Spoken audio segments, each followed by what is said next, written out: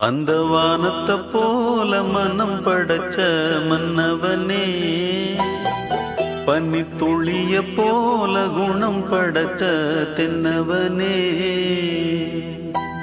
மஞ்சளிலே ஒரு நூலெடுத்து விண்ணுக்கும் மண்ணுக்கும் சம்பந்தம் உண்டுன்னு சொன்னது யாரு?